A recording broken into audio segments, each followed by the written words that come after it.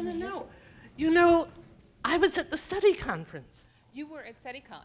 I was. Fantastic. What did you think of it? We didn't know what we were doing. It was fantastic. Oh, great. And does everyone know that Jill Tarter is the head of SETI? Oh, well, why Director of the Center for SETI Research at the SETI Institute in Mountain View, California. So we have 3 centers. One of them is the Carl Sagan Center for the Study of Life in the Universe. The other is the Center for Education and Public Outreach. I'm going to skip over the Jodie Foster thing, okay? Yeah. I didn't bring my headphones. Although I will tell you, it's a real. I lived in L.A. My house used to be Jodie Foster's house. Oh, cool. So we have that little connection between us. She's a very bright woman. She is. She came to the house one day with her sister, and I opened it, and they wanted, to look at it. And I'm See what you've done to the place, right? I should have just taken my dog for a walk and let them, but no, I'm like, don't you love what I did here? Don't you love what I did there? No, they didn't. But here's the thing. In the last conversation, I was saying that one thing that I thought science could do differently was perhaps lose the arrogance with which some people present their absolute sureness that they're right and everybody else is wrong or stupid. Now, the thing about SETICon was the most phenomenal openness. It was incredible. I had been at a conference in Toronto with Margaret Race and Edna, I can't remember her last name, but these are 2 women from SETI. And Margaret Race had talked about the committee that she works with that is looking for ways to minimize planetary protection.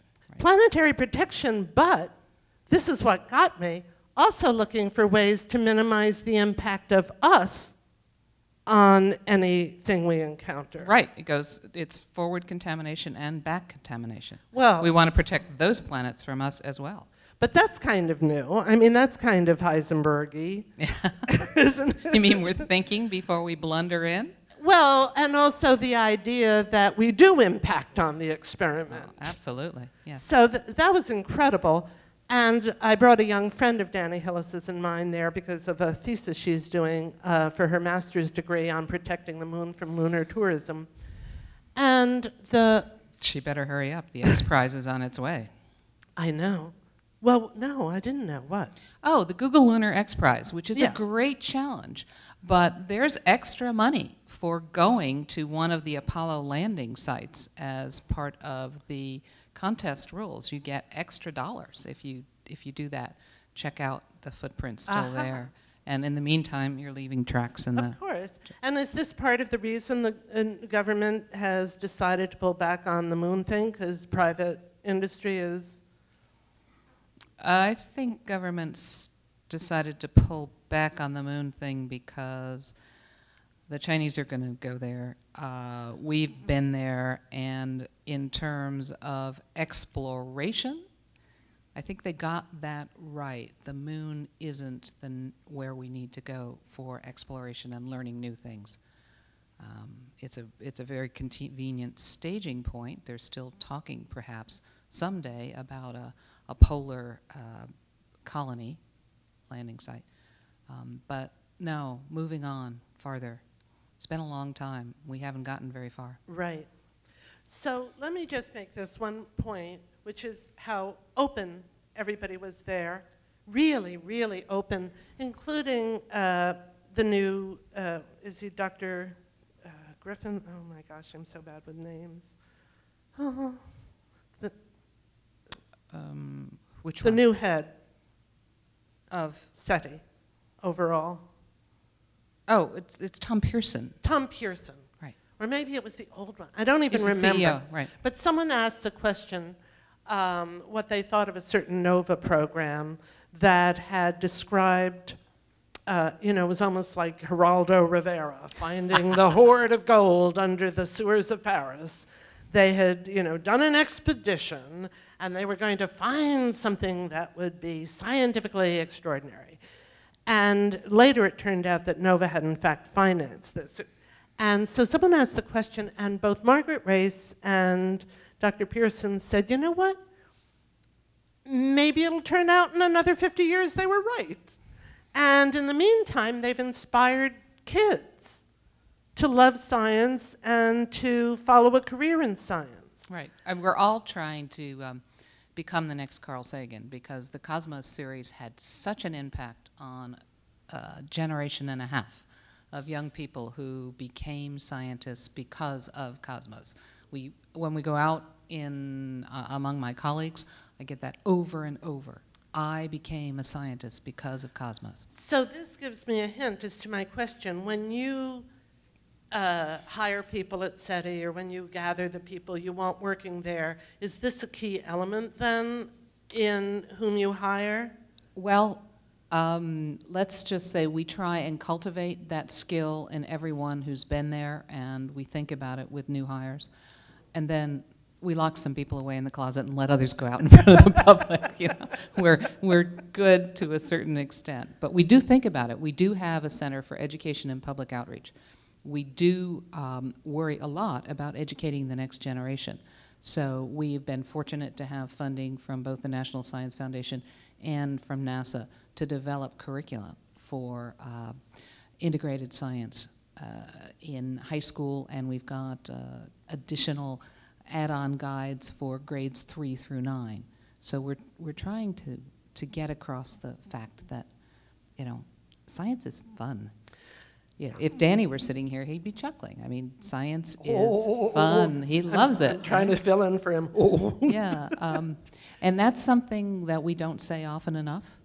We bemoan our getting grants and the problem of this, and my stupid colleague who said that, and my goodness, there's a huge portion of our population that doesn't believe in evolution. God.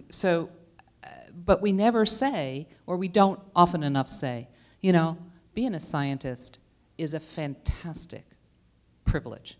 You get up in the morning, you get to pose your own questions, you try and find answers no one's ever found before, and you never have to stop asking why. You don't ever have to grow up. And that's not a message. And it's not easy. I mean, I don't mean to trivialize being a scientist.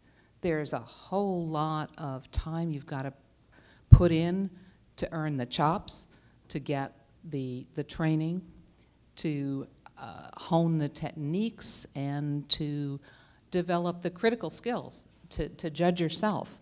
And try always in the back of your mind not to fool yourself, not to believe too quickly what you want to be the outcome.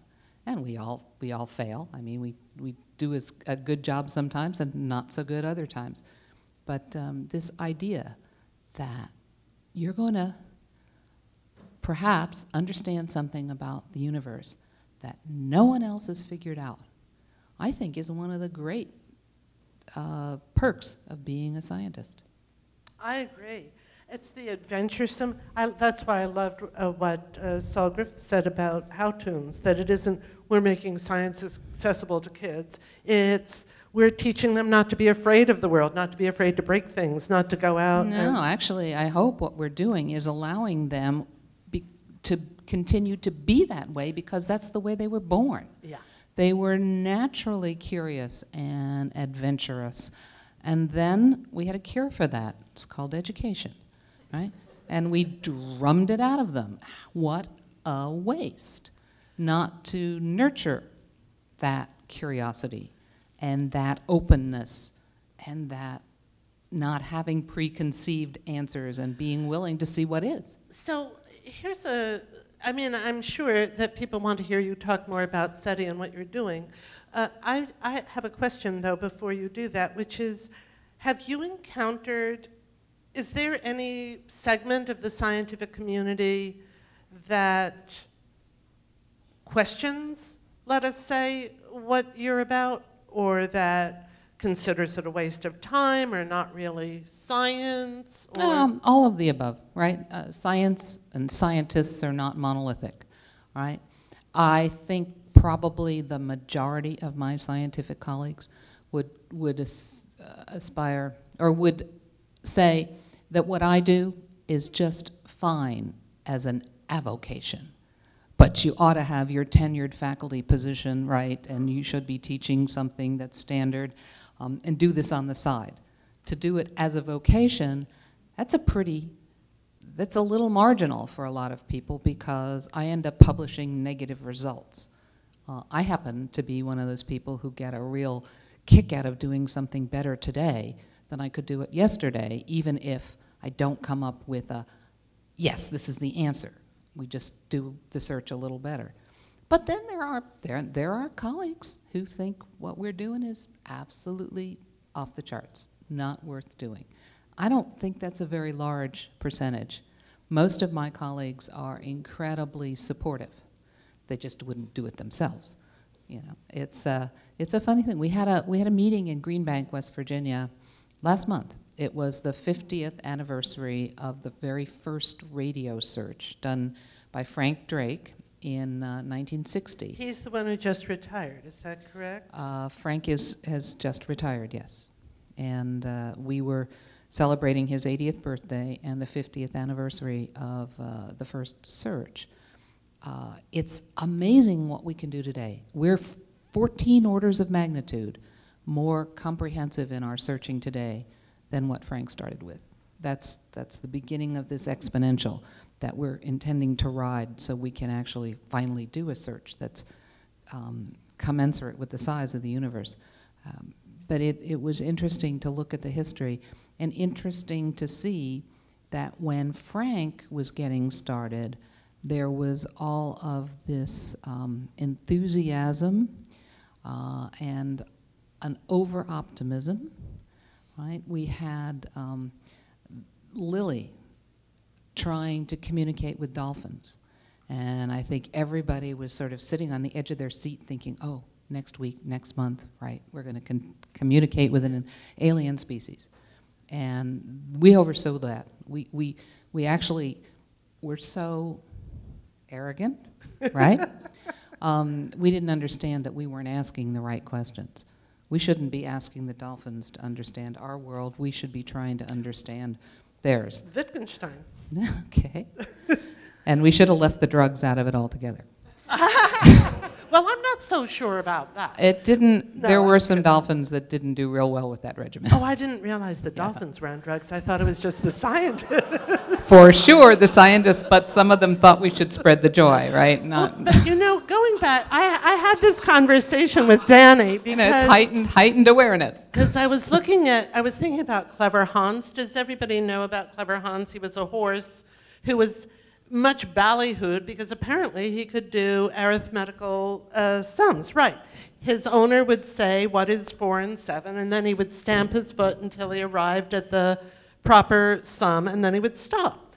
Well, then they found out that he wasn't really doing arithmetic, that his owner was unconsciously sending a subtle body language signal when he arrived at the right number, and that's when the horse would stop. And everybody's like, oh, stupid Hans. Oh, you know, horses can't do math. Oh, we were stupid to ever think animals were smart. And I'm like, how smart is the horse? To have figured out this little, what do poker players call it? A tell. Yeah. Well, you know, we're back in that same conundrum with, unfortunately, Alex, a gray African parrot, Alex, died a year or so ago, and we're still pondering over what was going on. Could that bird really tell yellow from orange, round from square? When I look at the tapes, there's one very famous tape where Alex was acting up, and his punishment was to be deprived human interaction. So they shut Alex off in a room, and apparently the camera was still on. Anyway, Alex is pacing back and forth and saying, bad bird, "You stupid parrot, bad bird." He's cussing himself out because he took it too far, or that's what we human observers infer from seeing this tape. Now, was Alex really ticked off at himself because he played it too hard and got punished? I don't know. I think so. I'll it's tell you, compelling. It's compelling, but is it right? No, I'm the wrong person. You know, I read an experiment once where they were testing pigeons' oral, what's the word, hearing acuity, yeah. and their ability to tell. You know, what they did was they played them a lot of Bach, and then they played them a lot of Stravinsky. And then they played them different composers, and the pigeons had to put them in the Bach category or the Stravinsky category. Did they vote? Well, all the pigeons got it right except for one who put Buxtehude in the Stravinsky category. And I'm like, for me, that pigeon has spent the rest of his life, I knew it was Stravinsky. This is why I don't like doing experiments with animals at all. We give them complexes, you're saying. But for instance, you know, much as I admire Noam Chomsky for some things, I detest what he did. Again, the arrogance and the orthodoxy and fundamentalism of his position on animal speech. Because Coco, the gorilla, who, you know, she made a joke. And I'm sorry you did. What happened was her trainer was, you know, demonstrating her verbal abilities or her comprehension abilities and asked her to bring her something red. And Coco brought her a white towel. And the trainer said, "No, I asked for something red." And Coco pointed to a red thread on the towel.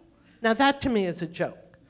And if you can do a joke, then you know language. Well, actually, there's another Coco story that I'm familiar with. It was a relative of Penny who was quite visibly pregnant. And Coco looked at her and, Penny says, she signed, "Ate too much candy?" Oh my God. Well, and it may have been a joke as well. So, this is what I'm concerned about if we do encounter an extraterrestrial intelligence. I mean, our record isn't so good. No, it's not. So you can think about the tyranny of light speed. If we only encounter information, we may be saved from ourselves by the fact that we have to figure it out, and they don't know we got the message until we decide to send some reply back. So we can try and get smart. If in fact they come here, which I highly doubt, I think that's a lot harder than we think. It may even be impossible. If they come here, the game's over, in the sense that what will happen will be determined by their obvious superior, that's the word I'm looking for, technology, because we can't get there. So I don't know. On this planet, when we have had interactions between two very different cultures, one technological, one less advanced, the less advanced culture has not fared very well, but in fact what we forget is it's the virus vector that has been so devastating. We brought disease. Is that it? Can't ask your favorite fantasy of what happens, but maybe you'll say it in the next session. Thank you, Emily.